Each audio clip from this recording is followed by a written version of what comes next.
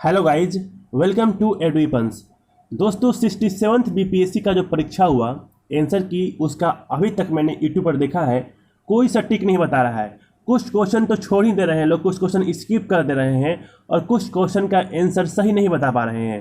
तो आज हम लोगों ने एक सटीक विश्लेषण लेकर आया हूँ आप लोगों के लिए। 150 क्वेश्चन, मतलब कि 150 क्वेश्चन बिना कोई क्वेश्चन स्किप किए इन सभी का सटीक आंसर क्या होगा उसको मैं आज बताने वाला हूँ। क्योंकि मैंने YouTube पे तमाम वीडियो देखा, इसमें मैंने यही पाया कि हर एक वीडियो में कुछ ना कुछ अंतर है। कोई कुछ बता रहा है तो कोई कुछ बता रहा है। सटीक क्या होगा, किन्होंने भी दिमाग नहीं लगाया है, मेहनत नहीं किया है, वही बता दिया है जो और बता रहे हैं। लेकिन मैं आज काफ़ी दिन के बाद आज ला रहा हूँ, ठीक है। आज जो आंसर की मैं बताऊँगा आपको बहुत ही सटीक होगा और 150 में 150 बताऊँगा, कोई क्वेश्चन छोड़ूंगा नहीं। तो चलिए बिना समय गवाए शुरू करते हैं। आज का पहला सवाल है, दर्पण के सामने खड़े एक व्यक्ति को अपना प्रतिबिंब अपने से बड़ा लगता है। इसका तात्पर्य है कि दर्पण का प्रकार क्या है? तो इसका सही आंसर है ऑप्शन ए, अवतल। नेक्स्ट है दोस्तों, एक पंखा गर्मी के मौसम में आराम की अनुभूति पैदा करता है क्योंकि। दोस्तों एक पंखा जो होता है वह गर्मी के मौसम में आराम की अनुभूति इसलिए पैदा करता है क्योंकि जो हमारा पसीना है ना वह तेजी से वाष्पित हो जाता है, यानी ऑप्शन डी इसका सही ऑप्शन है। नेक्स्ट है कि रात के समय सूले में आकाश के में तारों के टिमटिमाने को किससे समझाया जा सकता है? तो इसको हम लोग समझ सकते हैं प्रकाश का अपवर्तन से, ठीक है। ऑप्शन ए इसका सही है, प्रकाश का अपवर्तन। नेक्स्ट है, हाइड्रोजन बम किसके सिद्धांत पर आधारित है? तो हाइड्रोजन बम जो है दोस्तों, ये क्वेश्चन जो है आपको ये प्रीवियस ईयर का क्वेश्चन है, ठीक है। लेकिन इसमें अंतर क्या किया है कि प्रीवियस ईयर में सिर्फ संलयन प्रक्रिया, इसमें जोड़ दिया है क्या अनियंत्रित और नियंत्रित। इसी में आप लोग कंफ्यूज हो गए होंगे, ठीक है। यह क्वेश्चन जो है ये प्रीवियस ईयर से है, उसमें सिर्फ ऑप्शन था संलयन प्रक्रिया, विखंडन प्रक्रिया, ठीक है। लेकिन यहाँ पे क्या किया है कि अनियंत्रित जोड़ दिया है, अनियंत्रित जोड़ दिया है। इसका सही आंसर क्या होगा? अनियंत्रित संलयन प्रक्रिया, ठीक है।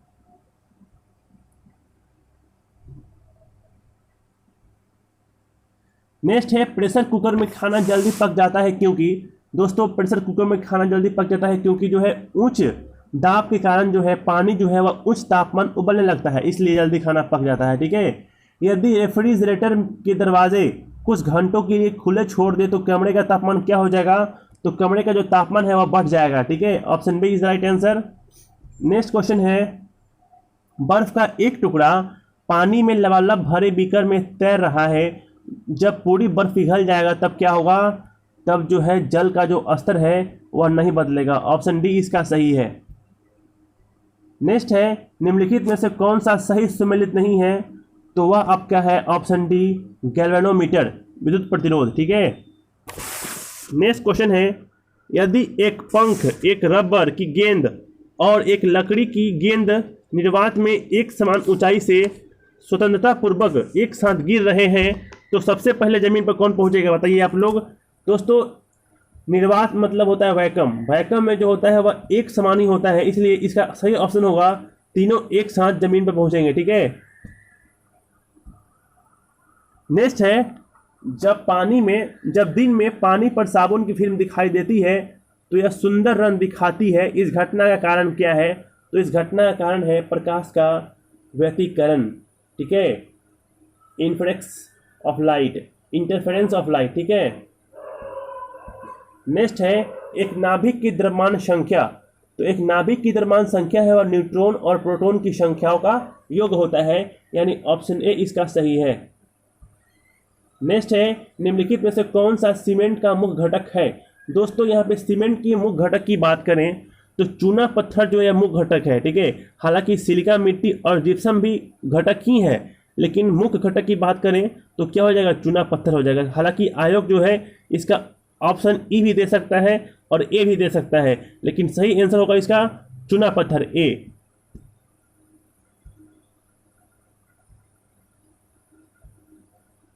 नेक्स्ट क्वेश्चन है, एक तत्व के समस्थानिक अलग अलग होते हैं, ठीक है।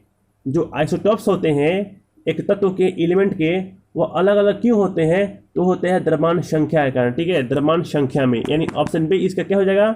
सही हो जाएगा। नेक्स्ट है, वह ताप बिंदु जिस पर ठोस, द्रव और गैसीय अवस्थाएं एक साथ रह सकती है वह क्या कहलाती है? तो वह कहलाती है त्रिक बिंदु। ठीक है, ट्रिपल पॉइंट। नेक्स्ट है एल्यूमिनियम का सबसे महत्वपूर्ण अयस्क क्या है? तो ये तो बहुत ही आसान है, क्या है? Bauxite, option A. नेक्स्ट है निम्नलिखित में से किस विलयन के पीएच का मान 7 से अधिक है? तो 7 से अधिक किसका है? क्षारीय विलयन का है, ऑप्शन बी इसका सही है। नेक्स्ट क्वेश्चन है निम्नलिखित में से कौन सा विकल्प गलत है? यहाँ पे अलग अलग कोटेशन है, उसको पढ़िए आप लोग और बताइए कि सबसे इसमें गलत कौन है। तो सबसे गलत जो है वह है ऑप्शन ए, नाभिक के अंदर प्रोटॉन और इलेक्ट्रॉन की उपस्थिति के कारण परमाणु विद्युत रूप से उदासीन होता है। यह जो है ऑप्शन गलत है और बाकी तीनों क्या है? सही है। नेक्स्ट है निम्नलिखित में से गलत कथन का चयन करें। दोस्तों इसमें जो गलत चयन है, कथन है, वह है आपका ऑप्शन सी कि एक्रिलिक को कृत्रिम रेशम भी कहा जाता है क्योंकि यह कपास से तैयार होता है लेकिन रेशम की तरह चमकता है। यह ऑप्शन गलत है और बाकी ये जो है ए, बी और डी, यह आपका कथन सही है। नेक्स्ट है ग्रेफाइट और हीरे के बारे में निम्नलिखित में से कौन सा कथन सत्य है? तो एक समान रासायनिक प्रतिक्रिया से गुजर सकते हैं, यही इनके बारे में सत्य है। ऑप्शन डी जो है इनका सही होगा। ठीक है, नेक्स्ट है निम्नलिखित में से कौन सा तरलीकृत पेट्रोलियम गैस का प्रमुख घटक है? तो तरलीकृत पेट्रोलियम गैस का जो मुख्य घटक है वह आपका हो जाएगा मीथेन और ब्यूटेन दोनों होता है। ठीक है, मीथेन और ब्यूटेन दोनों होता है, इसलिए इसका ऑप्शन हो जाएगा ऑप्शन डी, उपयुक्त में से एक से अधिक।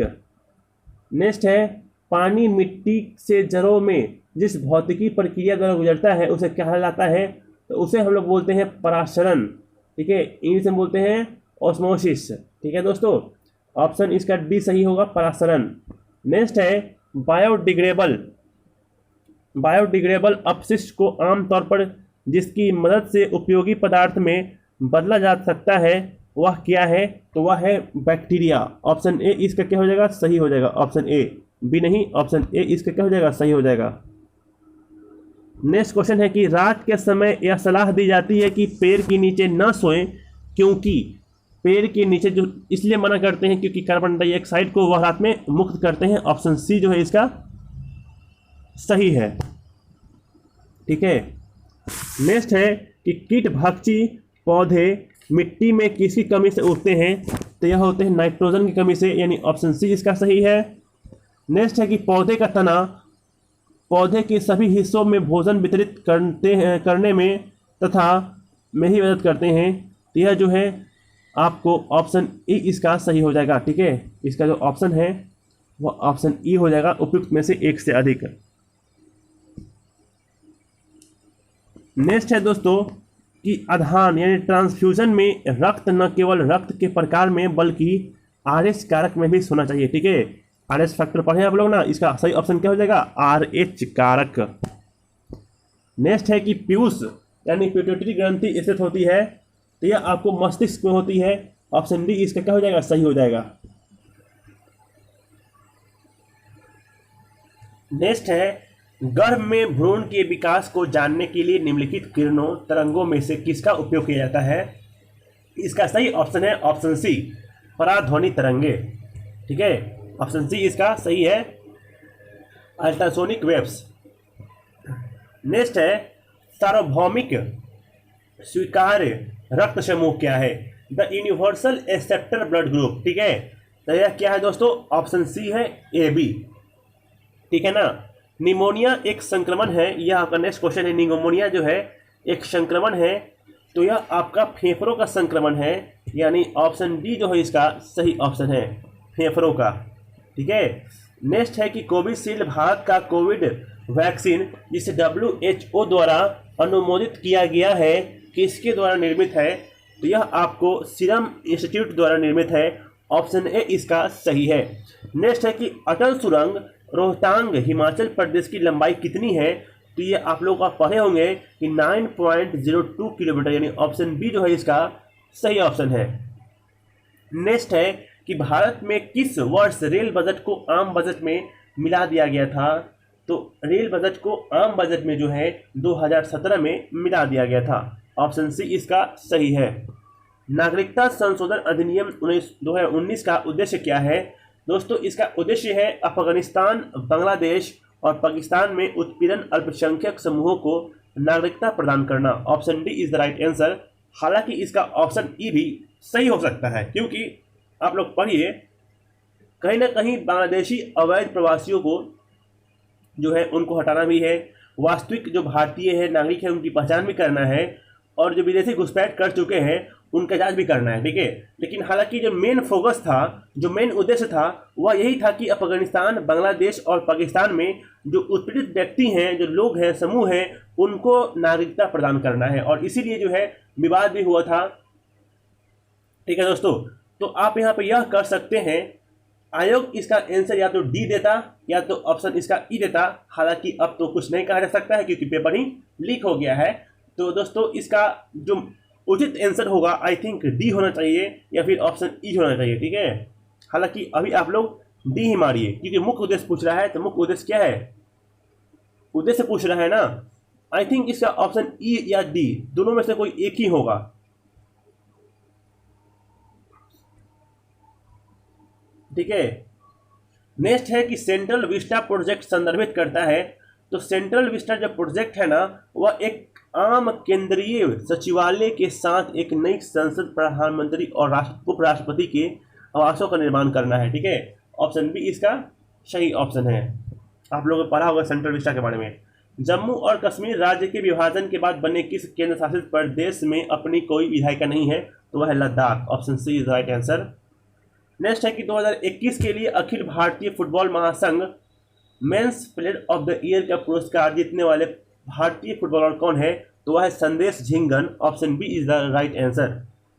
नेक्स्ट है प्रधानमंत्री किसान सम्मान निधि योजना को शुरू की गई थी, तो यह आपको 1 फरवरी 2019 को शुरू की गई थी, यानी ऑप्शन सी इसका सही है। नेक्स्ट है ओलंपिक 2021 में भारत के लिए स्वर्ण पदक किस खेल में जीता गया था? तो भाला फेंक में जीता गया था, ठीक है। Option B is the right answer. Tokyo para Olympic 2021 में भारत ने कितने पदक जीते थे? तो इसमें भारत ने दोस्तों टोटल 19 पदक जीते थे, ठीक है। अब बात करें हम टोक्यो ओलंपिक में, तो टोक्यो ओलंपिक में जीते थे 7, और यहाँ पे जो आप लोग देख रहे हैं पैरा ओलंपिक में 19 पदक, इसमें 5 गोल्ड था, 8 सिल्वर था और 6 जो था यह आपका ब्रॉन्ज था। 8, 5, 6। नेक्स्ट है कि भारत ने किस तारीख को संयुक्त राष्ट्र परिषद की अध्यक्षता संभाली? यह सही आंसर है 1 जनवरी 2021। 1 जनवरी 2021। नेक्स्ट है कि जब अमेरिका ने अफगानिस्तान से अपने सैनिकों को निकाला तो काबुल छोड़ने वाला अंतिम अमेरिकी सैनिक कौन था? तो वह थे David Broomstrom. Option B is the right answer. बहुत लोगों ने इसका आंसर जो दोस्तों वह मेजर जनरल क्रिप्स डुनहाउ बताया है, लेकिन यह जो है ऑप्शन गलत है। मैंने बहुत सारे यूट्यूब पर देखा तो ऑप्शन सी वो लोग बता रहा था, ठीक है। किसी ने तो रॉस विल्सन बताया है, लेकिन जो सही आंसर है वह है डेविड ब्रूमस्ट्रॉम, ठीक है। नेक्स्ट है कि किस फ्रांसीसी कंपनी ने भारत को राफेल लड़ाकू जेट की आपूर्ति की है? तो वह डजॉल्ट एविएशन। ऑप्शन बी इसका सही आंसर है। नेक्स्ट है गलवान घाटी में भारतीय और चीनी सैनिकों के बीच झड़प कब हुई थी? तो आपको पता होगा कि जब झड़प हुई थी तो उस समय लॉकडाउन था, यानी आपका होएगा जून 2020, ठीक है। नेक्स्ट है कि पेगासस सॉफ्टवेयर किस देश में विकसित किया गया है? तो यह आपको इजराइल में विकसित किया गया है। ऑप्शन ए इसका क्या है? सही है। नेक्स्ट जो है आपका क्या है क्वेश्चन, वह है कि भारत ने संयुक्त राष्ट्र सुरक्षा परिषद में एक अस्थायी सदस्य के रूप में अपना 2 साल का कार्यकाल किस तारीख को शुरू किया था? तो यह आपको शुरू किया था 1 जनवरी 2021 से। 1 जनवरी 2021 से, ठीक है ना। ऑप्शन ए इसका क्या है? सही है। नेक्स्ट है कि किस देश ने भारत को स्पुतनिक 5 कोविड वैक्सीन का निर्यात किया है? वह है रूस। क्या हो जाएगा? रूस, ऑप्शन बी।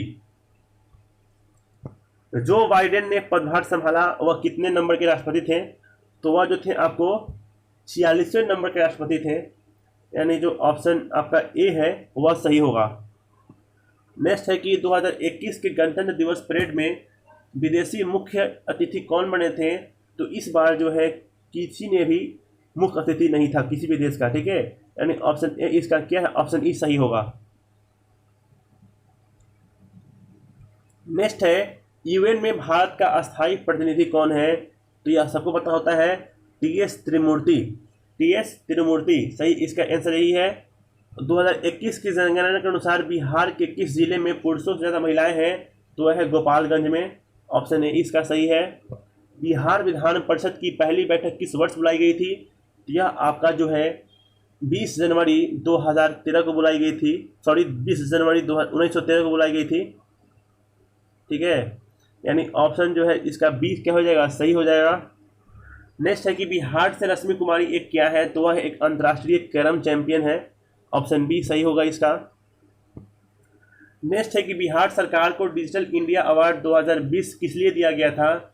तो यह आपको दिया गया था कोविड-19 लॉकडाउन के दौरान बिहार के बाहर फंसे लोगों की सेवा प्रदान करने के लिए, ठीक है ना। इसका जो ऑप्शन सही होगा वह क्या हो जाएगा? ऑप्शन डी हो जाएगा, ठीक है। नेक्स्ट है कि बिहार विधानसभा में अनुसूचित जाति के उम्मीदवारों के लिए कितने सीटें आरक्षित है? दोस्तों बिहार में जो टोटल आरक्षित सीट है एससी एसटी मिलाकर वह 40, इसमें क्या जो एससी है वह 38 है, यानी ऑप्शन ए इसका क्या हो जाएगा? सही हो जाएगा। नेक्स्ट है बिहार में पंचायत निकायों में महिलाओं को 50% आरक्षण किस वर्ष प्रदान किया गया था? तो यह आपको 2009 में प्रदान किया गया था, ऑप्शन सी इसका सही होगा।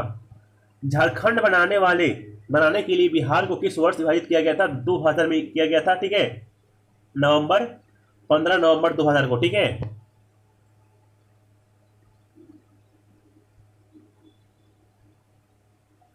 बिहार में वर्ष 2021-22 के लिए पेश किए गए बजट में प्रस्तावित नया मंत्रालय किस पर केंद्रित है?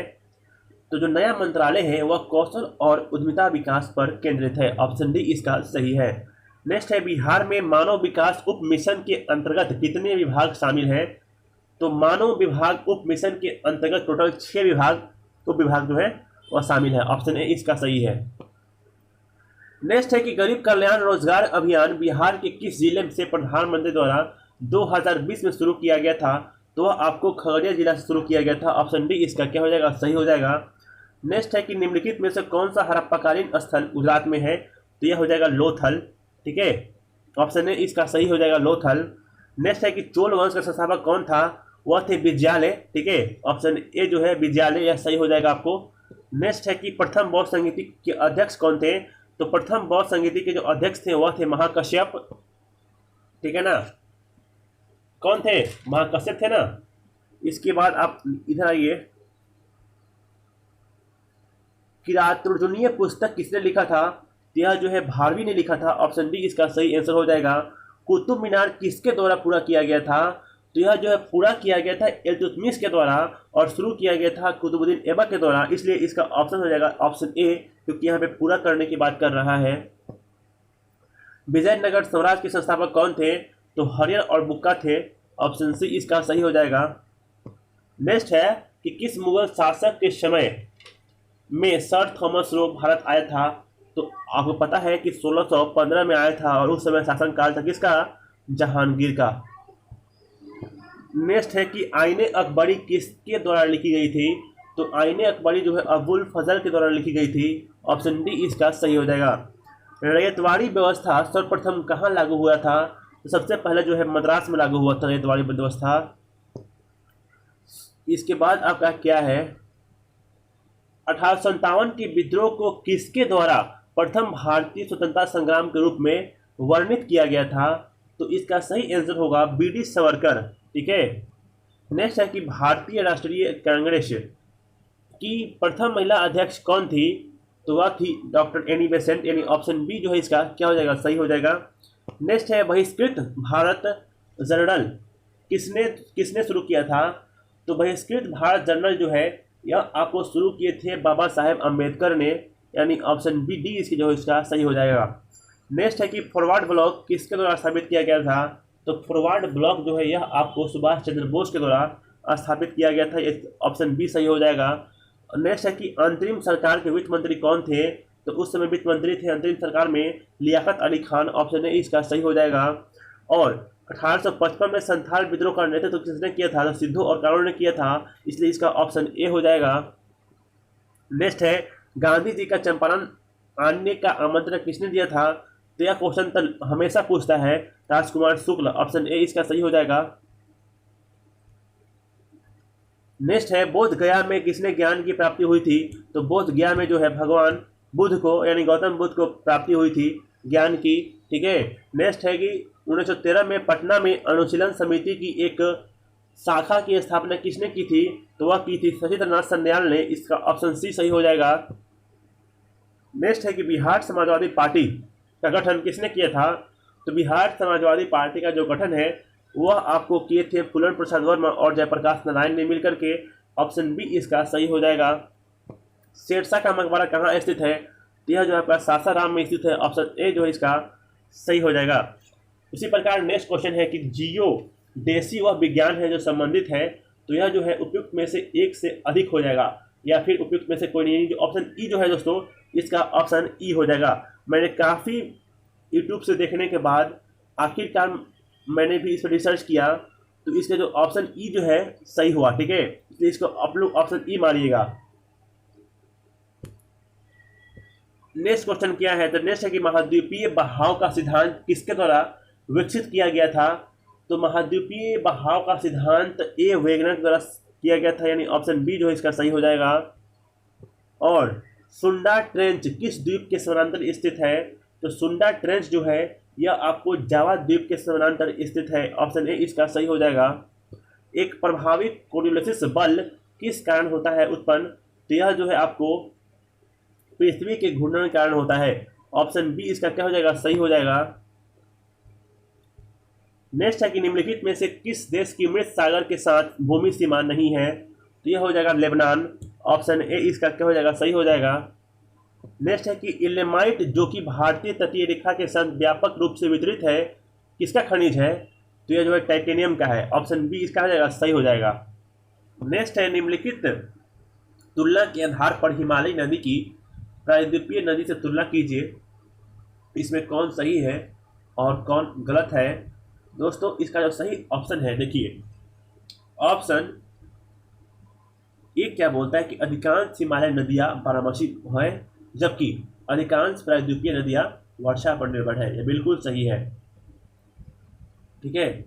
नेक्स्ट है कि हिमालय नदी का ढाल प्रायद्वीपीय नदी की तुलना में अधिक खारा है, यह भी सही है।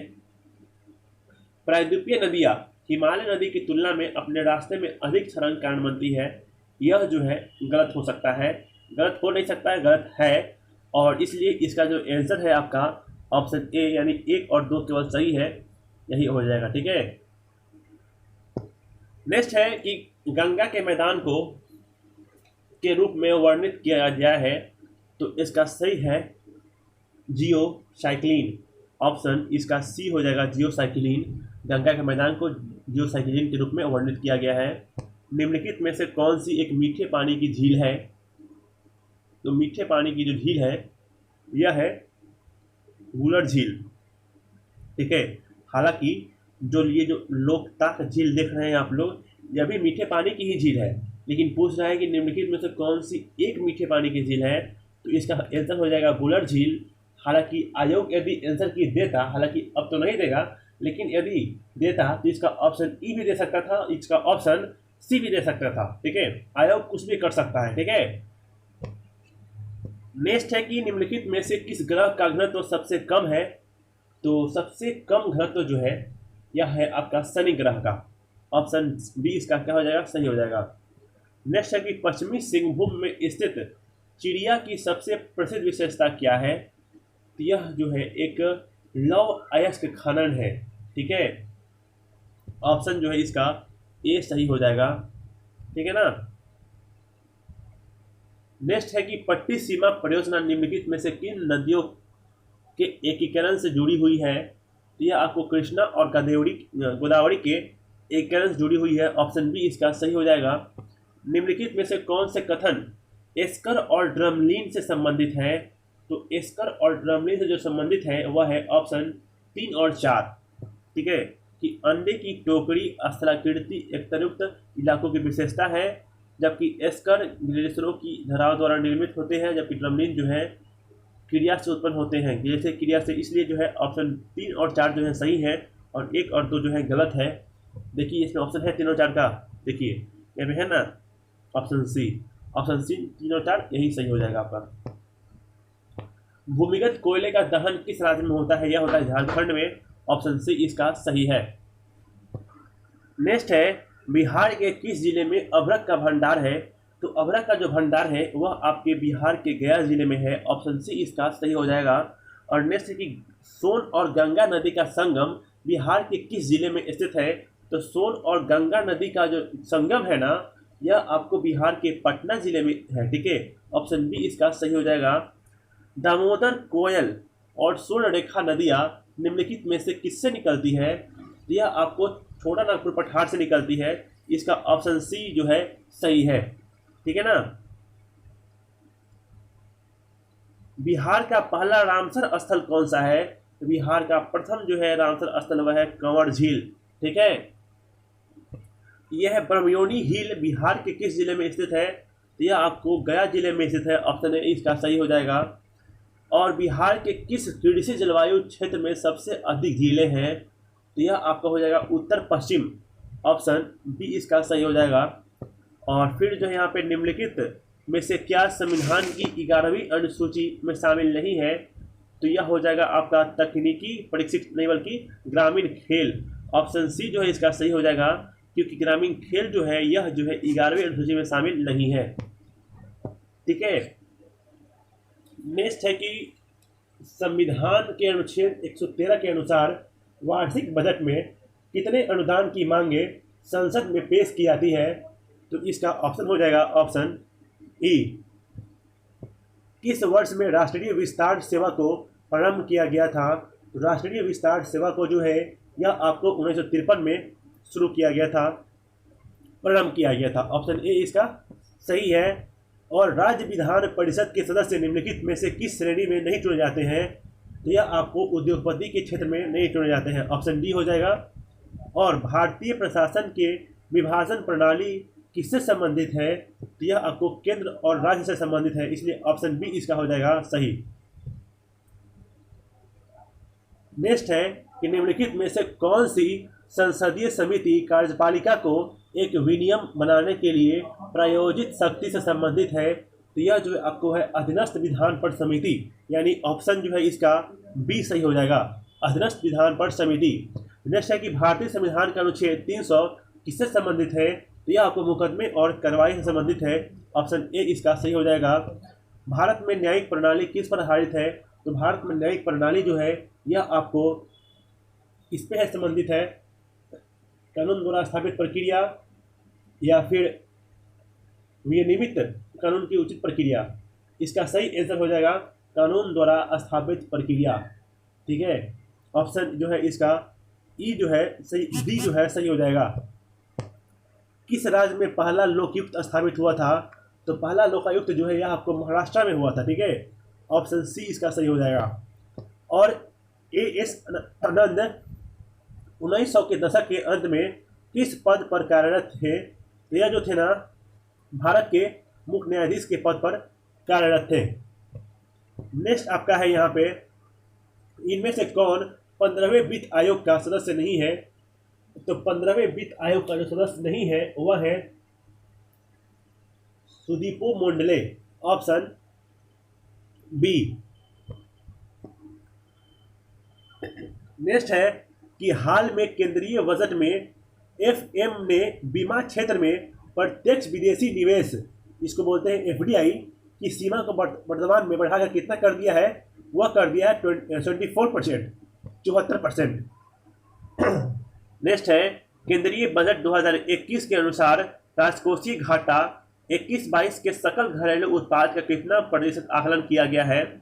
या वो किया गया है 6.1%। यानी ऑप्शन डी इसका सही हो जाएगा। इसके बाद जो है वह है आर्थिक विकास का सबसे अच्छा सूचकांक किसके द्वारा प्रदान किया जा सकता है।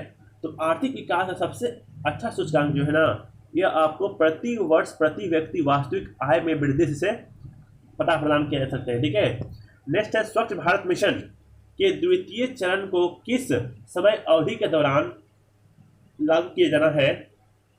यह आपको 2021 से 24-25। ठीक है, ऑप्शन सी इसका क्या हो जाएगा, सही हो जाएगा। नेक्स्ट है कि इनमें से कौन राष्ट्रीय विकास परिषद का हिस्सा नहीं है। तो इसका सही हो जाएगा नीति आयोग के सचिव, यह नहीं है, ऑप्शन ए इसका सही हो जाएगा। नेक्स्ट है कि सूची 1 को सूची 2 से मिलान करना है। तो आपको पता होगा कि जो सरकारिया आयोग है ना, सरकारिया आयोग, यह आपको बैंक से संबंधित है, यानी 1 का 3 और 1 का 3 जो है एक ही में है। यदि आपको सिर्फ एक पता होता तो आप लोग इसको मान लेते ए, क्योंकि सरकारिया आयोग जो है यह आपको केंद्र राज्य संबंध से संबंधित है। ऑप्शन इसका हो जाएगा केंद्र राज्य संबंध है। सी रंगराजन समिति किससे संबंधित है, यह संबंधित है गरीबों की माप की कार्य प्रणाली से। ठीक है, इसी प्रकार इसका जो ऑप्शन हो जाएगा वह ए सही हो जाएगा। नेक्स्ट है कि निम्नलिखित राज्यों पर विचार करें, पंजाब, उत्तर प्रदेश, आंध्र प्रदेश, पश्चिम बंगाल, चावल की जो उत्पादन हो रहा है सबसे अधिक किसमें हो रहा है। देखिए सबसे अधिक होता है यहाँ पे आपको पश्चिम बंगाल में, फिर उत्तर प्रदेश में, फिर आंध्र प्रदेश, फिर पंजाब में, यानी ऑप्शन बी इसका सही हो जाएगा।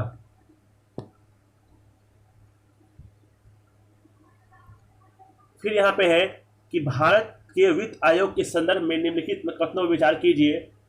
दोस्तों 119 का जो है ऑप्शन डी सही हो जाएगा, यानी ऑप्शन डी क्या है, केवल 2 और 4, 2 और 4 जो है केवल सही है और बाकी दोनों गलत है, इसलिए ऑप्शन हो जाएगा डी।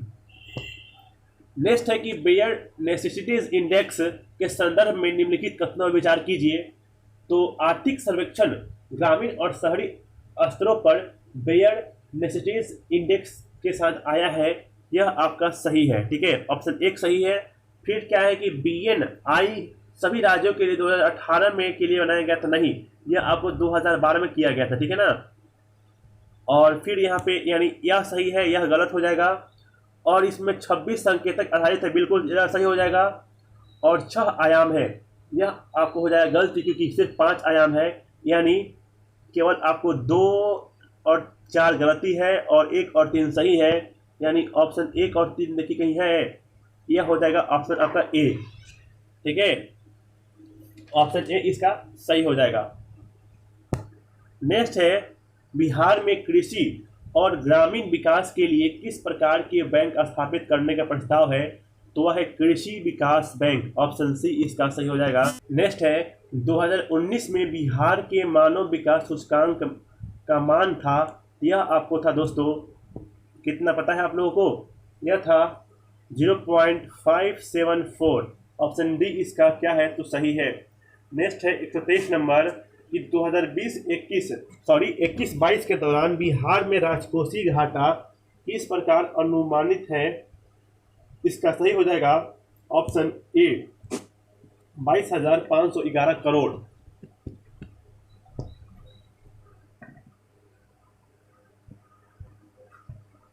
नेक्स्ट है डिजिटल बिहार कार्यक्रम के तहत कौन से छात्र 2021-22 से कंप्यूटर शिक्षा और प्रशिक्षण प्राप्त करेंगे।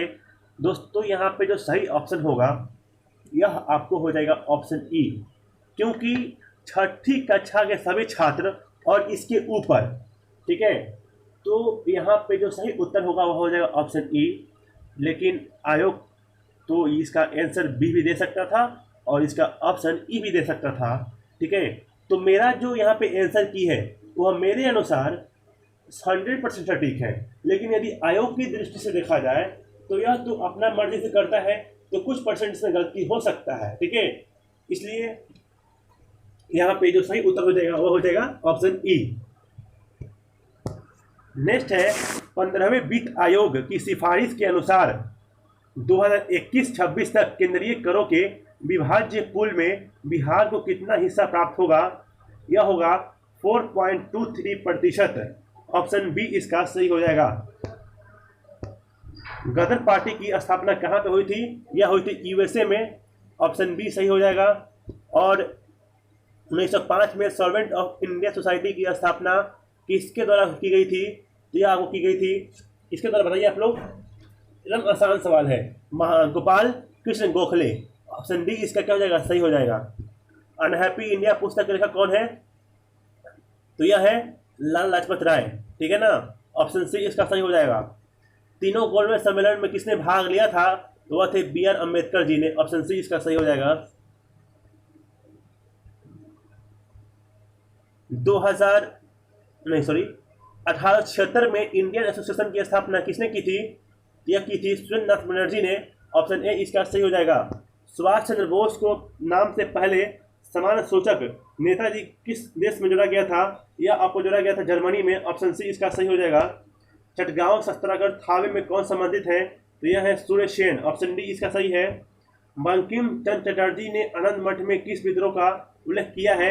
यह है सन्यासी विद्रोह। ऑप्शन ए इसका सही हो जाएगा। कौन सी घटना सबसे पहले हुई थी? दोस्तों यहाँ पे देखिए बहुत सारे बच्चे इस क्वेश्चन में कंफ्यूज हुए थे, ठीक है। देखिए मैं आज इस कंफ्यूजन को क्लियर कर दूंगा। देखिए सबसे पहले जो भारत छोड़ो आंदोलन का प्रस्ताव है यह आया था 14 जुलाई 1942 को, ठीक है ना। क्रिस मिशन का जो आगमन हुआ था यह हुआ था 9 मार्च 1942 को। लॉर्ड जो बेवेल का जो आगमन हुआ था 1943 में। और कैबिनेट मिशन का जो आगमन है यह 24 मार्च 1946 में हुआ था। यानी जो मेन कंफ्यूजन का कारण था वह था ऑप्शन ए और बी, क्योंकि दोनों था 1942 में ही, ठीक है। एक मार्च में और एक जुलाई में। हालांकि इसका सही आंसर क्या हो जाएगा? क्रिस मिशन का आगमन, ऑप्शन बी। लेकिन बहुत बच्चे जो है ऑप्शन बी और सी में कंफ्यूज हो रहे थे, ठीक है। हालांकि इसका सही आंसर क्या हो जाएगा? क्रिस मिशन का आगमन, क्योंकि सबसे पहले यही आया था 9 मार्च 1942 को। उसके बाद आया था भारत छोड़ो आंदोलन। नेक्स्ट क्वेश्चन है कि 1929 में लाहौर में आयोजित राष्ट्रीय कांग्रेस का जो अधिवेशन हुआ था अध्यक्ष कौन थे? तो वह थे जवाहरलाल नेहरू साहब। यानी ऑप्शन सी इसका सही हो जाएगा। और नेक्स्ट क्वेश्चन है 1917 के चंपारण सत्याग्रह से कौन संबंधित नहीं है? तो यह संबंधित नहीं है कौन? राम मनोहर लोहिया जी, ठीक है। नेक्स्ट है 1857 के विद्रोह के एक नेता कुंवर सिंह किस स्थान से संबंधित है? जगदीशपुर से। ऑप्शन बी इसका सही हो जाएगा। भारत छोड़ो आंदोलन के दौरान इनमें से कौन हजारीबाग जेल से फरार हुए थे? तो यह थे जयप्रकाश नारायण। ऑप्शन बी इसका सही हो जाएगा। नेक्स्ट है कि भारतीय राष्ट्रीय कांग्रेस में 1922 में आयोजित गया अधिवेशन के अध्यक्ष कौन थे? यह थे चित्तरंजन दास, ठीक है। ऑप्शन ए इसका सही हो जाएगा। और यहाँ पे जो है नेक्स्ट क्वेश्चन है कि 1946 में बनी अंतरिम सरकार में राजेंद्र प्रसाद के पास कौन सा विभाग था? तो उस समय उनके पास था खाद्य एवं कृषि विभाग। यानी ऑप्शन डी इसका सही हो जाएगा। यानी यहाँ पे जो जीके जीएस का जो क्वेश्चन था दोस्तों 140 को मैंने यहाँ पे कर दिया है कंप्लीट, ठीक है। अब 10 क्वेश्चन जो बच रहे हैं वह बच रहे हैं मैथ से। तो इसका मैं मैथ का एक अलग से डालूंगा वीडियो और इसमें सॉल्यूशन के साथ, ताकि आपको अच्छे से समझ में आ जाए, ठीक है। Thank you so much.